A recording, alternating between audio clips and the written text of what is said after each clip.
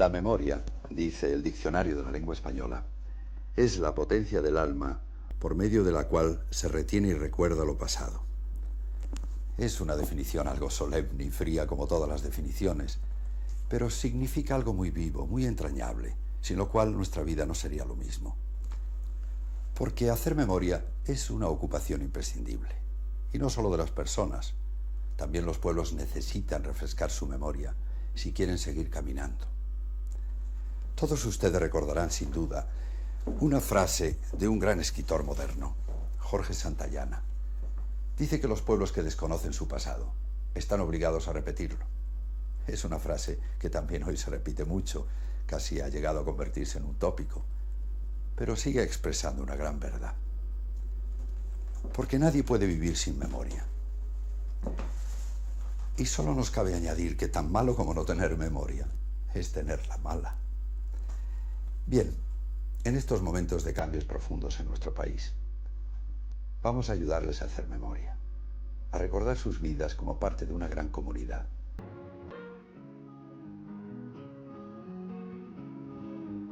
Ay del tirano cuando llegue el día en que se agote la paciencia mía, en que se agote la paciencia mía. Las viejas creencias que sustentaban la sociedad española se derrumban. Los privilegios de clérigos y nobles. La defensa armada de la fe católica. Mientras, nuevos ideales se asoman al mundo. Libertad.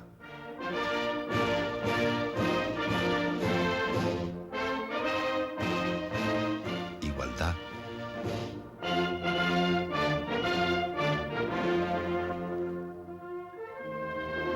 Fraternidad. Los difunden, paradójicamente, los ejércitos de Napoleón, al tiempo que someten por la fuerza a Europa.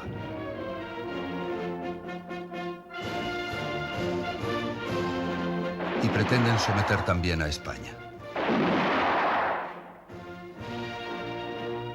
Pero el pueblo se levanta en armas contra el invasor. Un pueblo atrasado y hambriento que se inventa la guerrilla.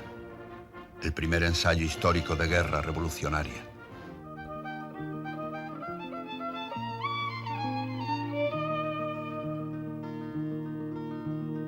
Como el francés señorito, no robe nuestro pan duro, no robe nuestro pan duro. Se lo mojamos en sangre pa' que se lo coma a gusto, pa' que se lo coma a gusto.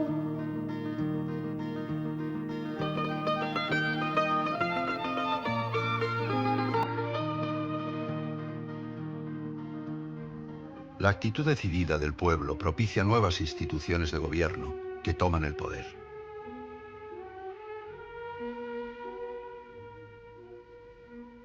Y en España ya nada volverá a ser como antes.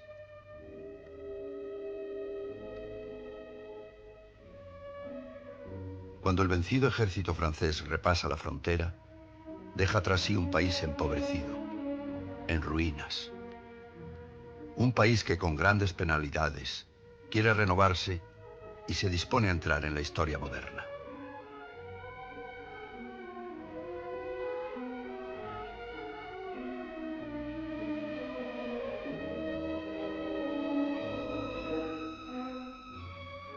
Los campesinos vivían los pobres de muy mala manera. Se habían acostumbrado a nacer pasando hambre, a vivir pasando hambre y a morirse pasando hambre. A comienzos de este siglo, pues los campesinos vivían de una forma muy repretada en la vida, motivo a la economía de no tener para poder disponer para nada.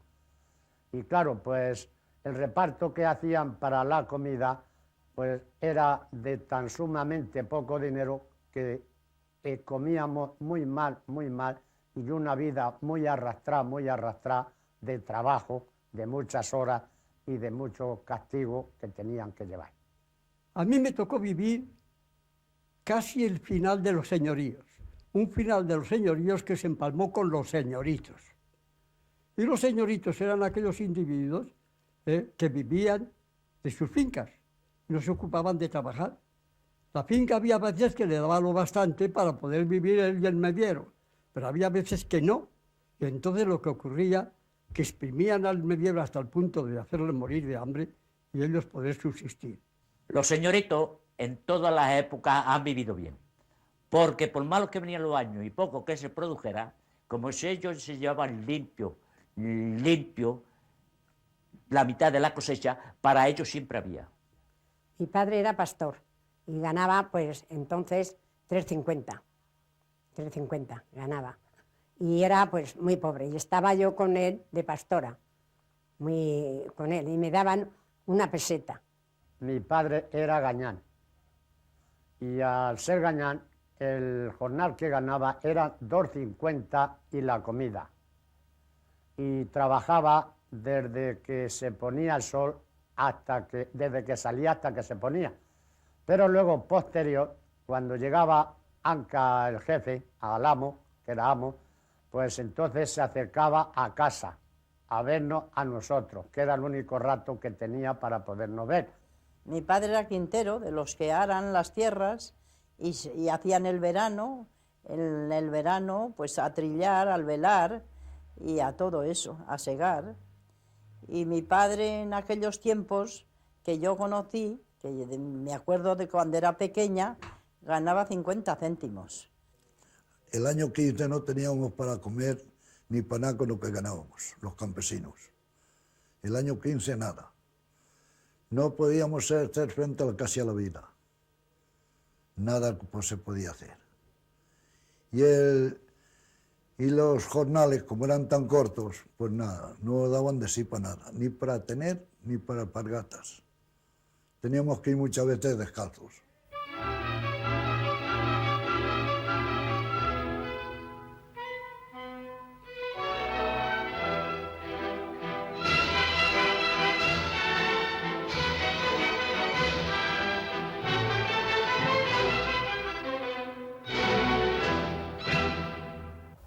Hoy en España la tierra es un recurso económico fundamental, pero ya no es el único, ni siquiera el más importante.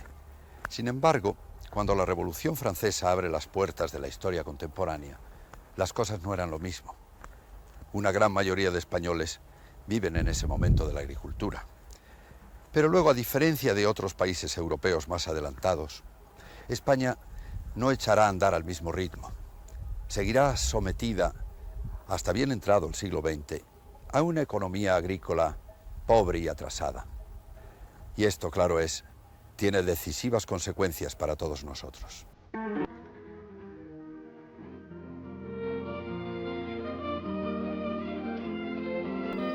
La Iglesia posee casi una quinta parte. Los nobles, más de la mitad.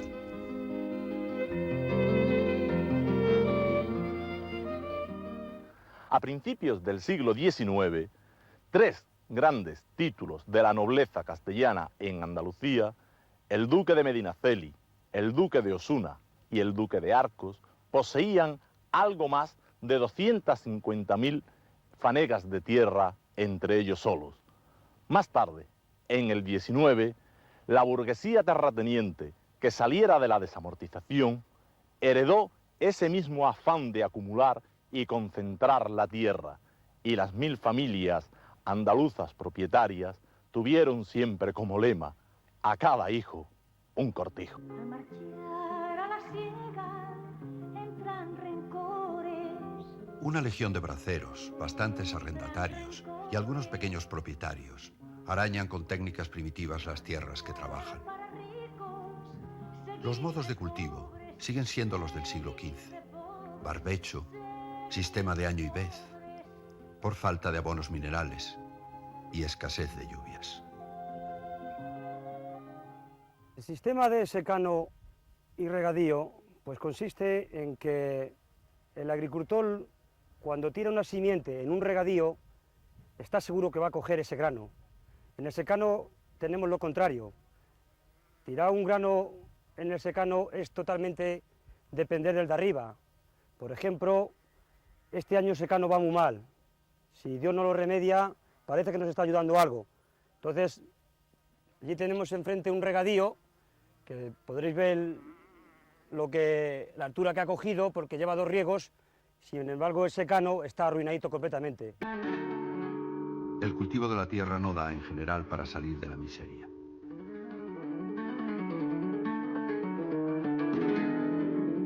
Los minifundios, sobre todo en el norte de España, dividen y subdividen absurdamente la propiedad familiar. Son minúsculos pedazos de tierra que apenas producen para comer.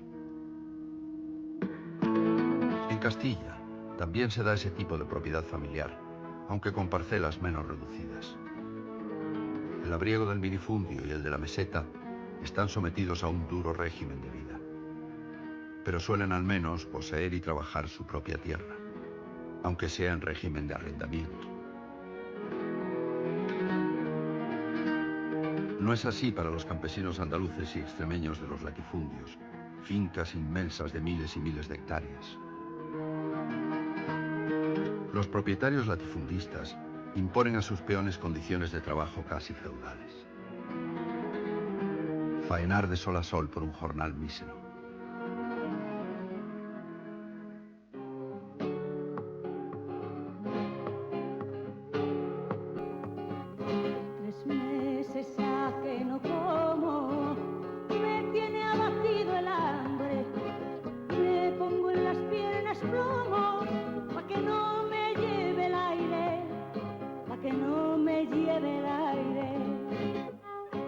Reducidos los propietarios a vivir holgadamente de sus tierras, toda su industria se cifrará en aumentarlas. En España, la tierra ha estado siempre mal repartida. Como dijera Romero Robledo, los latifundios no son infundios, como puede verse. Latifundios que se explotaban en las modalidades de cortijos para el cereal, haciendas para el olivar y dehesa para el ganado. Cortijos que en esta campiña andaluza suelen tener a veces de media unas extensiones próximas a las 1000 hectáreas y que se suceden sin solución de continuidad a lo largo de ella. De vez en cuando algún que otro pueblo donde viven los jornaleros que cuando pueden y tienen trabajo vienen a realizar en él las faenas agrícolas. Ante tal situación, la reforma agraria se hace inevitable. Se impone formar una ley agraria en virtud de la cual todo vecino tenga al menos un repartimiento de tierra para una yunta, aunque para ello sea preciso limitar las labranzas de los grandes hacendados. Ha sonado la hora de la desamortización, el viejo sueño de los ilustrados del siglo XVIII.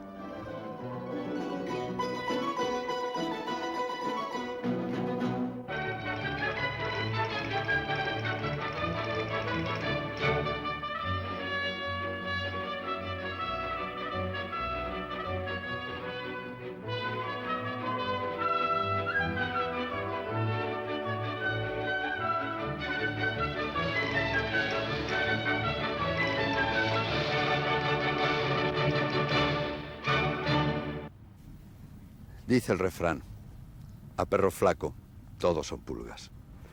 Esta imagen del perro anémico nos aproxima a otro aspecto fundamental de nuestra historia moderna.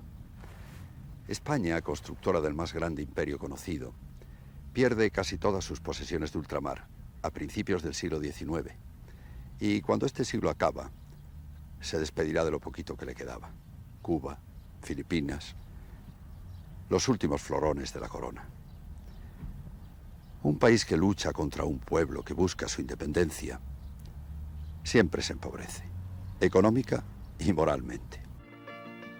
Los gastos de la Primera Guerra Carlista y la pérdida de las colonias americanas han dejado las arcas de la hacienda pública literalmente vacías. A Juan de Mendizábal, comerciante gaditano e ilustrado de pro, le toca sacar a pública subasta las tierras de las manos muertas.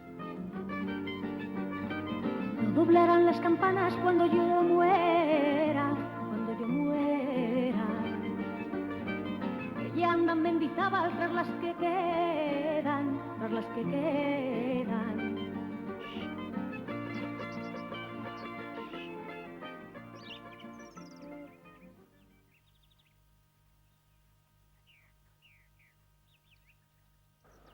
Las desamortizaciones contribuyeron al desarrollo del capitalismo y con ello, por consiguiente, al de la industrialización.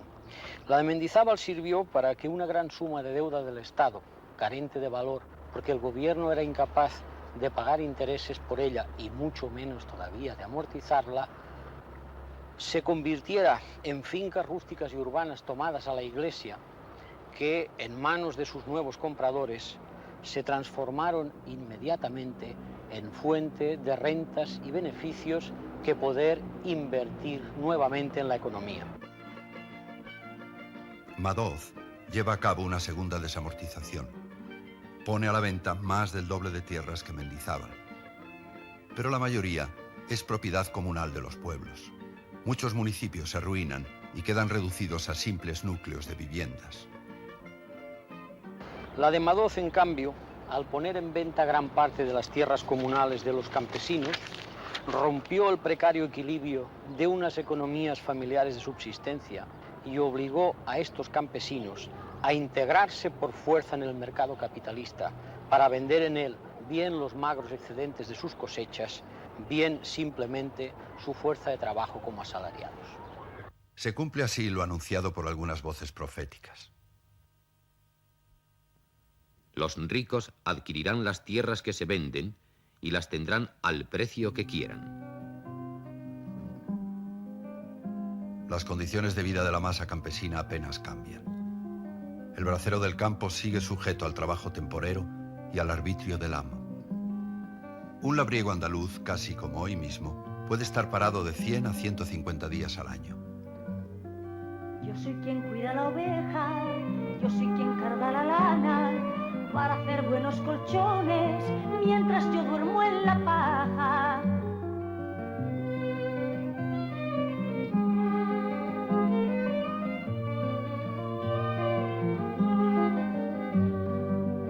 Si hay suerte, el peón come una sopa de ajo. Si no, solo le queda resignarse y mendigar, emigrar a la ciudad o tirarse al monte.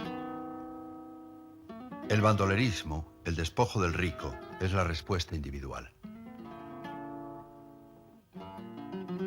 La respuesta colectiva son los levantamientos campesinos. Los inspiran el sueño del reparto de la tierra, la esperanza en una nueva sociedad que predican los primeros anarquistas, los primeros socialistas.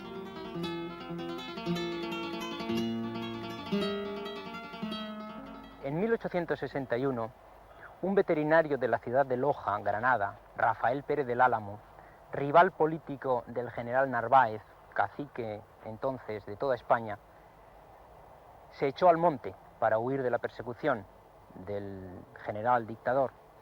Y al día siguiente tenía tras de sí un ejército de unos 10.000 campesinos que convirtieron su revolución radical democrática en una revolución de signo social, es decir, caracterizada por la petición de reparto de tierras. Esta fue una más de las muchas insurrecciones agrarias que existieron en España durante el siglo XIX y el primer tercio del XX,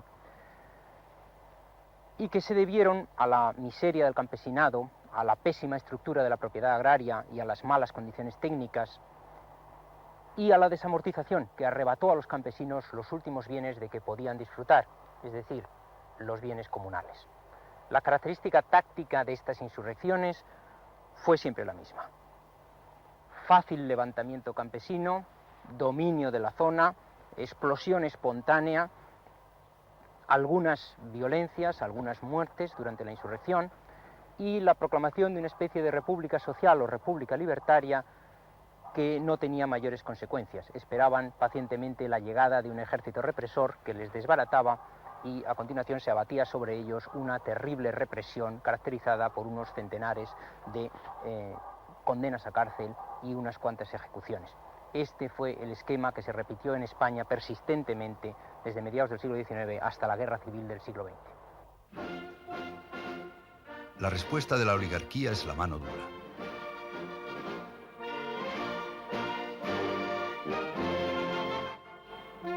A la recién creada Guardia Civil se le confía el mantenimiento del orden público.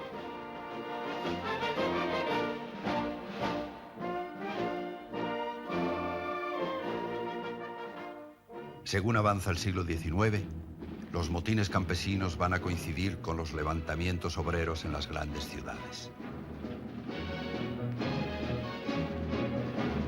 Son fenómenos de una misma raíz, pues los campesinos, obligados a dejar el campo, se convierten en proletarios que inundan la ciudad. Pronto van a comenzar las grandes reivindicaciones obreras.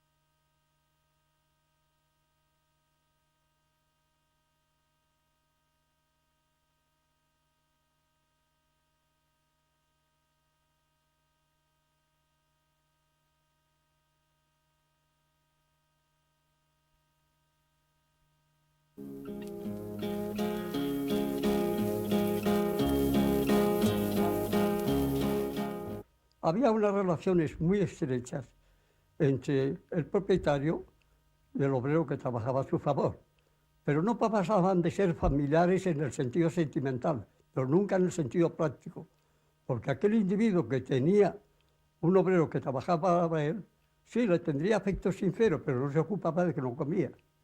Y el propietario, como consideraba su propiedad de derecho divino, y el obrero consideraba lo mismo, no había una protesta, y por lo tanto las cosas pasaban de una manera sencilla, viviendo familiarmente, pero desde luego de misma manera. La comida más frecuente que se hacía por la mañana era una especie de gachas que le decían tarbinas. Estaba hecha con agua, si se hacía un cucurrito de pan, cualquier cosa con harina. Y esa es la comida. Allí comíamos la sartén todos, cucharal, antipaso atrás, ¿sabes? Y esa es la forma de vivir. En el año 22 estaban los garbanzos a 2 pesetas y yo ganaba 2,50 ya, porque ya me subieron el sueldo. En mi pueblo había un problema sangrante, que era precisamente que el hombre que tenía que ir a arrancar el esparto y no tenía un borrico para transportarlo, ¿sabes?, tenía que cargarse 5 o 6 arrobas de esparto y llevarla 4 o 6 kilómetros a cuestas, a donde ponía las romanas, en cuyas romanas los carros le cobraban 25 céntimos menos en quintal, mientras los costilleros no se la pagaban más que al mismo precio. Entonces, por motivo de esto, tuvo que plantear una huelga para recabar precisamente que quedara el esparto a pie de monte para los pobres costilleros y que aunque le costara yo 25 más y fueran los carros a cargar allí. La huelga fue dura, pero en fin, recabamos lo que pedíamos. Y recuerdo yo siendo chico, que tendría yo, ¿qué años tendría entonces? 12 o 14 o algo más, sí, por ahí sería. Vi subir a la gente con horcas, con hoces, con palos, de cualquier manera, gritando, queremos trabajo, pasamos hambre, que Dios nos asista. Y yo, como uno de los chiquillos que vivía en la calle, pues me agregué con ellos, de modo que fui uno de los que sube con aquella partida hacia la plaza. Llegaron a la plaza, la gente, al alboroto de aquello, la gente se impresionó un poco, salieron a los balcones, vieron lo que pasaba, y a poco, después del tiempo, apareció por allí unas cuantas parejas de la Guardia Civil. Alcañiz, como es un centro importante, tenía entonces un capitán de Guardia Civil con los tenientes detrás y los números de la Guardia Civil, que creo que se acercaban a 20. Recuerdo de ver frente a la casa consistorial, con su fusil al hombro, a los guardias civiles de aquellos. Se gritaba, se protestaba, los pobrecillos realmente avergonzados de lo que estaban haciendo, pero el hambre les excitaba de una manera extraordinaria. Gritaban que querían comer.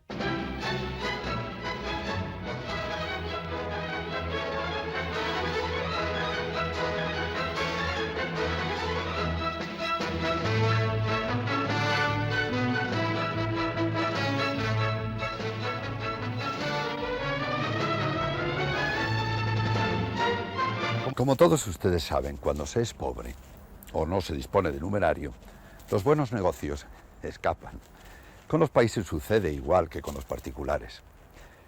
España, aseguran muchos historiadores, fracasó en la construcción de una economía adecuada al siglo XIX. A España le faltó capital. No supo repartir las tierras en el momento debido y cuando lo hizo mal.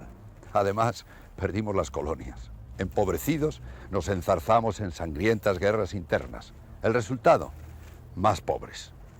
Así, resulta inevitable que los países vecinos, más ricos y florecientes, se aprovechasen de nuestro subsuelo con muy poco beneficio para la mayoría de los españoles. Al sustituir los viejos telares manuales con máquinas importadas, el sector textil, básicamente catalán, inicia el modesto proceso de industrialización español. Al amparo del comercio colonial, Cataluña se convierte en el primer núcleo industrial del país.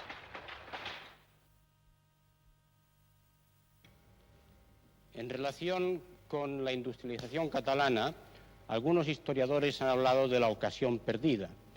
Yo creo que no hubo ocasión perdida, no se perdió nada, no se perdió el tren, ni siquiera teníamos billete. A finales del siglo XVIII en algunos países se produce la revolución industrial, se industrializa el sector secundario totalmente. En otros países, serán los países periféricos, los países subdesarrollados y dependientes actualmente, no se produce la revolución industrial, pero indudablemente se mecaniza alguna actividad del sector secundario. En este sentido, el textil se mecanizó en Cataluña, también quizá en Málaga, y podemos decir que Cataluña fue la zona más industrial de España, sin que esto signifique más que esto. Pero dos acontecimientos obstaculizan este incipiente desarrollo. Uno, la pérdida de las colonias. Otro, la escasez de algodón, provocada por la Guerra Civil Americana. Una fábrica tenemos que es de tejer y de hilar, con la cual damos impulso a la industria nacional. Nuestra primera materia viene de Nueva Orleans y de la margen del Taime, carbón mineral. Este tipo de desarrollo industrial tuvo varias consecuencias y yo quisiera señalar dos. Por una parte, la composición social catalana. Proliferaron lo que podríamos llamar burguesías financieras o comerciales, desde grandes exportadores, importadores hasta tenderos, y en cambio tuvo muy poca relevancia la burguesía propiamente industrial. Para que la industria prospere, hace falta un mercado interior sólido, donde las mercancías circulen con rapidez. El tráfico de mercancías precisa, a su vez, una buena red de comunicaciones, pero en España los caminos son malos y dificultoso el transporte. Apenas existe, pues, intercambio comercial entre el centro del país y la periferia. El trigo era el elemento fundamental de la subsistencia y por ello mismo era también la más importante de las mercancías, tanto en el comercio interior como en el exterior. Todavía hoy el tamaño de unos silos como estos del puerto de Barcelona pueden dar idea de la importancia de los cereales como mercancía. Lo que sucedía es que costaba más caro traer a Barcelona trigo de Castilla que llevarlo hasta el puerto embarcado desde los puertos de Túnez, del Mar Negro o de Filadelfia, que era de donde fundamentalmente venía el trigo consumido en la periferia mediterránea española. A la inversa, tampoco es fácil que los productos industriales de la periferia lleguen al interior.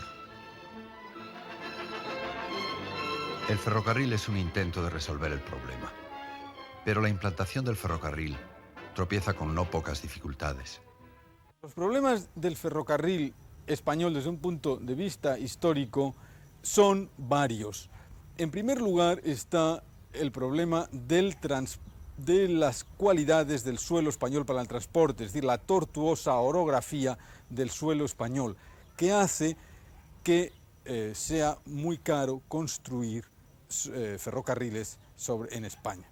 En segundo lugar, por el subdesarrollo español en la primera mitad del siglo XIX se comenzó a construir el ferrocarril excesivamente tarde, con un retraso de más de 25 años sobre el pionero que es Inglaterra. Y una vez que se decidió por el gobierno construir, se intentó recuperar el terreno perdido y construir excesivamente deprisa. Entonces se pecó claramente de precipitación en la construcción y las consecuencias de esto fueron defectos técnicos defectos de trazado, defectos de estructura de costes, defectos financieros, la importación de tecnología, que en sí no tienen nada de malo, pero que importada de una manera asistemática y precipitada, hizo que el gobierno español se pusiera en manos de compañías extranjeras a las que pagó un alto precio para que construyeran. Las máquinas de vapor no las fabricó un Guzmán, ni un González ni un Manrique, sino Mr. William Hall.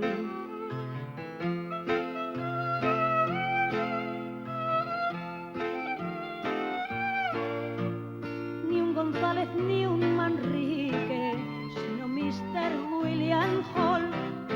Se ha dicho también, y no sin razón, que en la construcción de los ferrocarriles hubo corrupción, hubo colusión entre políticos, financieros, constructores, etc., y que de esto se resintió la red española.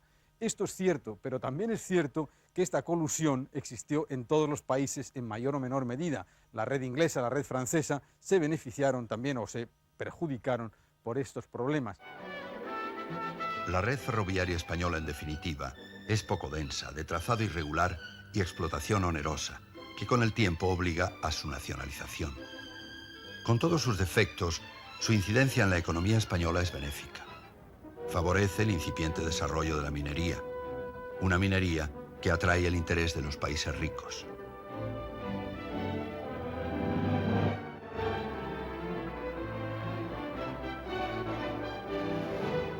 Una parte importante del subsuelo español pasa así a manos inglesas.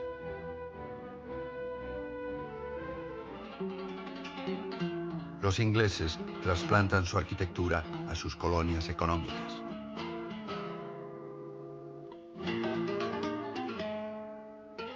La mano de obra la componen principalmente andaluces y portugueses.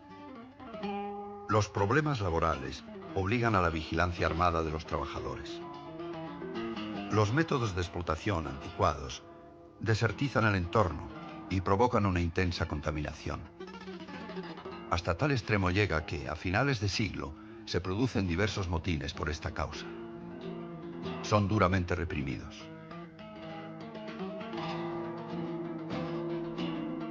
La minería del sur no sirve para el desarrollo de otros sectores de la región. La falta de interés de los inversores andaluces la deja en manos del capital extranjero, que se limita a exportar los beneficios. La siderurgia local, aunque llega a producir las 3/4 partes del hierro fundido español, no puede desarrollarse. No hay una red de transporte adecuada que traiga hasta Andalucía el carbón asturiano.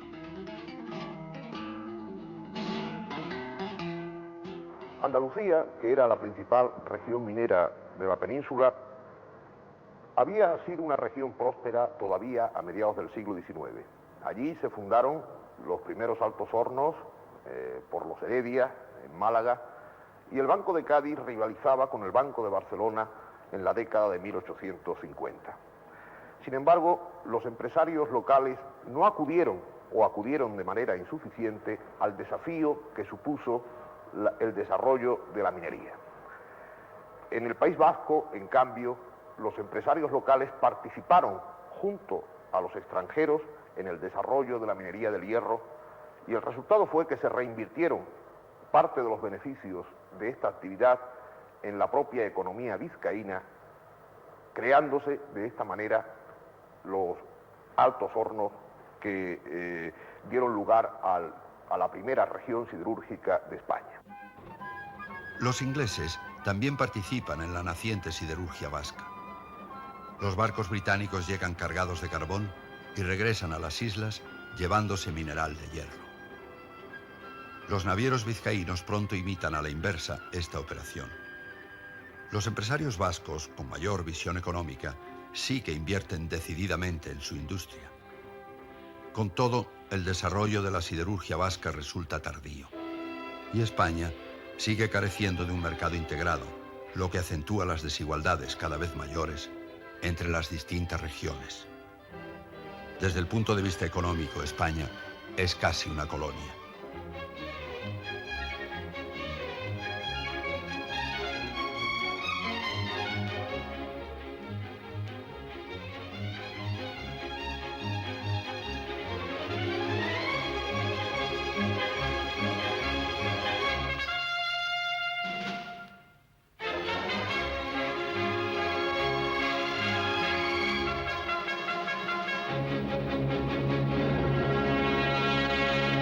Estoy seguro de que alguno de ustedes de niños en su pueblo, en su ciudad natal, han indicado alguna vez una dirección a un forastero diciéndole: siga por ahí todo derecho hasta llegar a la fábrica. La fábrica podía ser un molino de harina o de aceite o cualquier otra pequeña industria. Siempre poca cosa. Éramos una de las naciones más atrasadas de Europa y teníamos pocas fábricas, de poco tamaño, en pocos sitios. España entra en el siglo XX en condiciones no muy favorables. Su capacidad de inversión es escasa, hay poco espíritu de empresa y se han perdido unas colonias que proporcionaban amplio mercado y materias primas baratas. Las minas de carbón del Rif arrastran a los gobernantes a una dudosa aventura colonial. Pero el tremendo gasto de la guerra de Marruecos pone al país en un grave aprieto. La inflación es galopante. El tesoro público pasa dificultades considerables, agravadas por la evasión fiscal. Toda la historia económica de España ha estado interferida constantemente por una insuficiencia crónica de nuestra Hacienda para salir adelante en el cumplimiento de sus obligaciones. Nuestro banco emisor, el Banco de España, ha tenido que ayudar persistentemente a la Hacienda durante todo el siglo XIX y el actual. La causa fundamental de este hecho está en la inexistencia de un sistema tributario eficiente, justo y bien establecido. El primero de estos sistemas se establece el 23 de mayo de 1845, en el que los moderados, Ramón de Santillán, Alejandro Mon, importan las figuras que la Revolución Francesa había establecido para el país vecino. Sin embargo, este sistema ya nace con insuficiencias y prácticamente en 1853 el propio Ramón de Santillán reconocerá que no es posible continuar adelante con el mismo. Los déficits que la Hacienda va cosechando a lo largo del siglo XIX se salvan por el Banco de España, que en 1874 recibe el privilegio de emisión a cambio de ayudar al Tesoro. Los sucesivos intentos de conseguir un sistema tributario eficiente tampoco consiguen mejor resultado. La segunda gran reforma habrá que hacerla a comienzos de siglo por Ramón Fernández Villaverde. Fernández Villaverde establece un sistema en el que cierra los huecos que había dejado la reforma tributaria de 1845, pero es un sistema tardío, aunque logra que la Hacienda tenga por fin una suficiencia en el conjunto de sus ingresos. Suficiencia que dura muy poco, pues prácticamente desde 1911 la Hacienda española vuelve a caer otra vez en la insuficiencia crónica del pasado. Nos encontramos así, que toda la historia de España está transida por una insuficiencia crónica de la Hacienda, con un sistema tributario que ha ido por detrás de los acontecimientos y que ha necesitado permanentemente la ayuda del Banco de España. Con la Primera Guerra Mundial, la economía europea hace crisis. Como país no beligerante, España se halla en una posición de privilegio para comerciar. Su agricultura se supedita por entero al desabastecido mercado europeo. Las ventas de aceite aumentan de modo espectacular. Aunque las excelentes cosechas de cítrico no se venden, naranjas y limones son un lujo que los países en guerra no pueden permitirse. Algo parecido ocurre con el vino. Hay otros sectores agrícolas que, pese a fuerte demanda internacional, no consiguen aumentar la producción. Hay que darse cuenta de lo que fue este crecimiento de la guerra. Darse cuenta de que se exportaban hasta las semillas de siembra y no había ni para sembrar el año siguiente, porque los precios de exportación eran tan buenos y la burguesía estaba tan, digamos, aspirando a enriquecerse rápidamente, que el resultado fue, pues, un desabastecimiento del mercado, un aumento de los precios brutal, lo que se llamó entonces la crisis de las subsistencias. No había subsistencias, la gente no podía comer, porque además los salarios no seguían el crecimiento de los precios. Las grandes ganancias derivadas de la guerra solo favorecen a unos pocos y no estimulan un desarrollo económico equilibrado.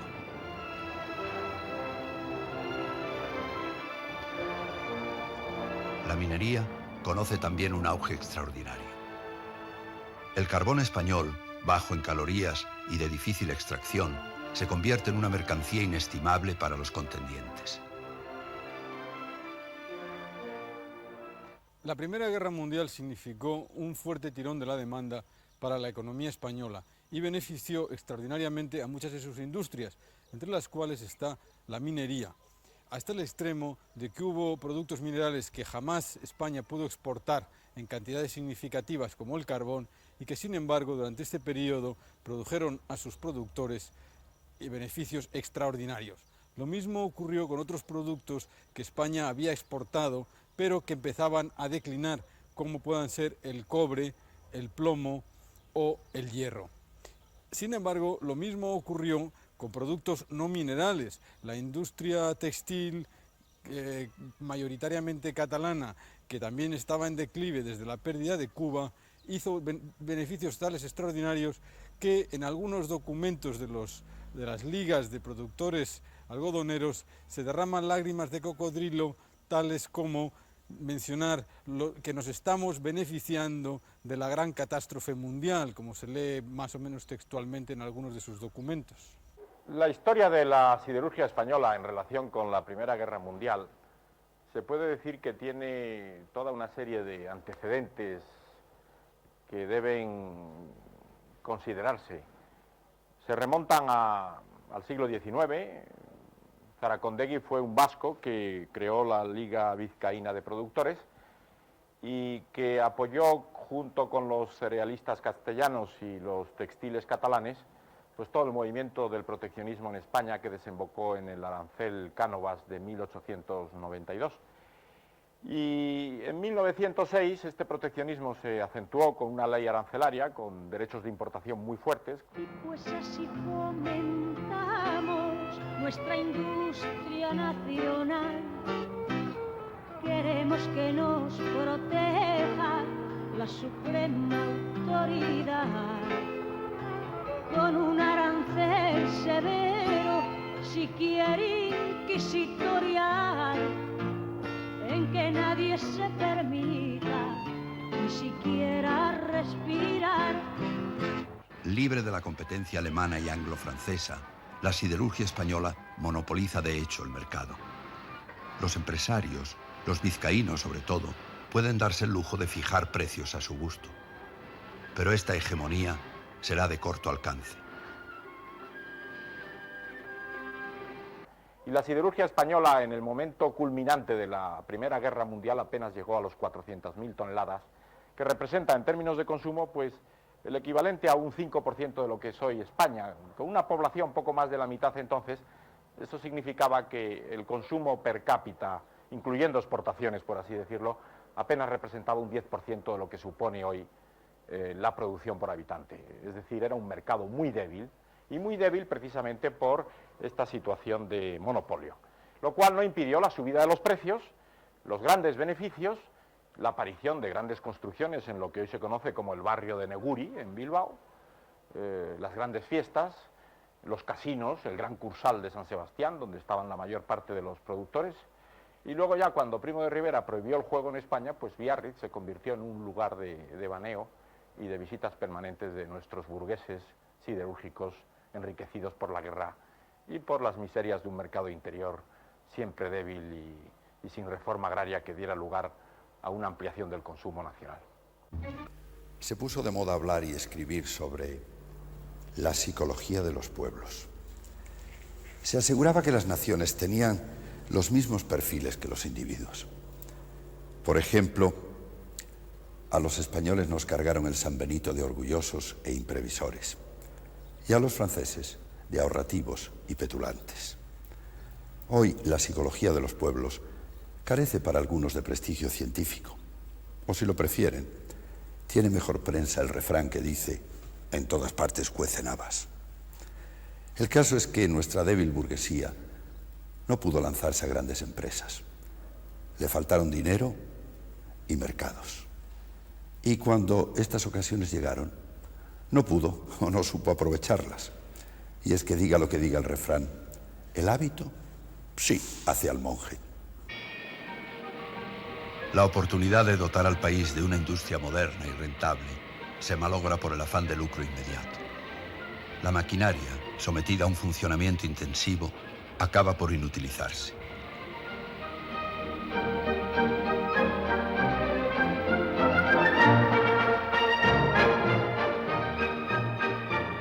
Los empresarios derrochan sus beneficios, malgastan en bienes suntuarios, viven al día. Pocos se preocupan de reinvertir, y menos aún de amortizar. Los precios de los artículos de primera necesidad se disparan. La consecuencia es el hambre. Largas colas. El descontento popular se manifiesta en la calle. A Eduardo Dato, líder del Partido Conservador, le nombran ministro para buscar una salida a la grave situación económica, social y política. La huelga del 17 tiene una repercusión enorme en todo el país.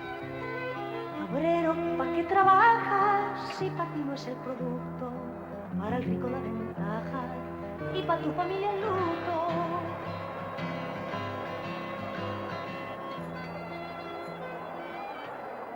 Se ha calificado la huelga de 1917 como el final de la restauración borbónica. Es cierto que después se recompuso el panorama político con los llamados gobiernos nacionales de concentración, etc. Pero también es verdad que ya a partir del año 17 nada sería igual. La revolución rusa estaba en marcha, incluso algunos republicanos como Marcelino Domingo hablaban de proclamar la república, invitaban a los obreros a crear soviets. El aumento del anarquismo, el nacimiento del comunismo, las revueltas agrarias en Andalucía, todo hace pensar que en 1917 empieza un periodo que terminará en 1923, que es la crisis final de la restauración, que culmina naturalmente con la proclamación de la dictadura de Primo de Rivera. En este ambiente no había industria que se consolidase, no había economía que se fortaleciese. Con la Revolución Rusa, el orden social del mundo sufre una transformación radical.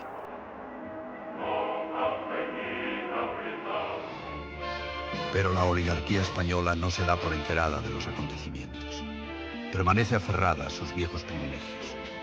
Aplaza indefinidamente la solución de los grandes problemas, la reforma agraria, el desarrollo industrial. En menos de 2 décadas, el país entero pagará muy cara esta continuada demora.